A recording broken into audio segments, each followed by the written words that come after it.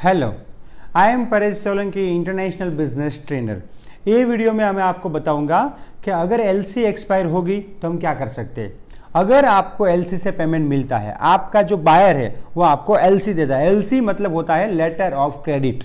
इसमें क्या होता है, एलसी में जो होता है कि बैंक गारंटी देती है, पैसा जो है उसका गारंटी हमको बैंक देता है। हमको एलसी में पेमेंट बैंक से लेना होता है। तो एलसी क्या है, एक मैकेनिज्म है जहां पे बैंक लिख के देती है। देखो यहां पे क्या बैंक क्या देती है, लिख के देती है कि ये टर्म्स एंड कंडीशन, ये सब डॉक्यूमेंट जो इसमें लिखे हैं, invoice, packing list, certificate of origin, testing report और कोई भी जो प्रोडक्ट के हिसाब से डॉक्यूमेंट लगता है वो लिखे हैं। वो सब डॉक्यूमेंट आप सही तरह से बनाओगे, सही तरह से हमें दोगे, मतलब किसको देना है, बैंक को। तो बैंक इसका जो पेमेंट है वो बैंक करेगी। तो एलसी में जो पेमेंट है बैंक करती है। एलसी में बायर जो है, मतलब इरिवोकेबल एलसी में जो पेमेंट है वो बैंक गारंटी देती है, तो बायर से हमें पेमेंट नहीं लेना होता है। तो उसमें एलसी में टर्म्स एंड कंडीशन पूरे लिखे होते हैं। एलसी कब खुली है उसका डेट होता है, एलसी कब एक्सपायर होती है उसका डेट होता है, कितने दिनों से पहले माल भेजना है, क्या भेजना है, पूरा लिख के देते हैं।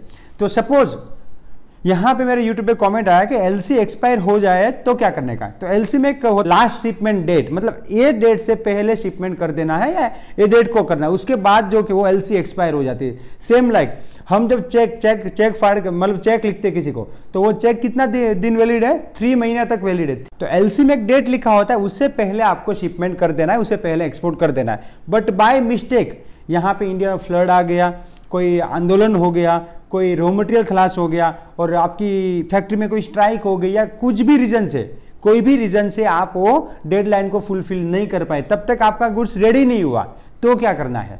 तो आपको यहाँ पे फिर बैंक जो है उसका एक बार डेट चला गया तो बैंक रिस्पॉन्सिबल नहीं रहती। वो डेट से पहले आप अगर भेज देते हो तो बैंक को पैसा देना कंपलसरी है और रूल्स के हिसाब से उसको पैसा देना ही पड़ेगा। बट एक बार एलसी एक्सपायर होगी तो बैंक पैसा देने के लिए लायबल नहीं है। अगर आप गुड्स भेजोगे भी तो भी बैंक आपको पैसा नहीं देगी। तो क्या करना है, तो फिर क्या करना है, उसको बोलते हैं एलसी अमेंडमेंट करवाना पड़ेगा आपको। एलसी में डेट को एक्सटेंड करना है, एलसी का जो डेट है उसे एक्सटेंड करना है, बराबर है, तो वो हो सकता है। बट इरिवोकेबल एलसी है तो सबसे पहले आपको कन्विंस करना पड़ेगा अपने बायर को कि ये रीजन से डिले हुआ है, हम 10 दिन में गुड्स भेज रहे हैं, तो प्लीज आप एलसी अमेंड करके भेजो। और एलसी अमेंडमेंट के भी चार्जेस लगते हैं, तो बायर पे करेगा बट वो आपसे ले सकता है। तो एलसी अमेंड हो जाएगा तो बैंक को क्या है, देखो बैंक जो है बीच में मीडियम है, उसको तो बायर से पैसा लेना है, आपको देना है, बट वो टर्म्स एंड कंडीशन के हिसाब से फुलफिल नहीं किया तो उसका कोई जिम्मेदारी नहीं बनता है। तो फिर आपका बायर अच्छा है,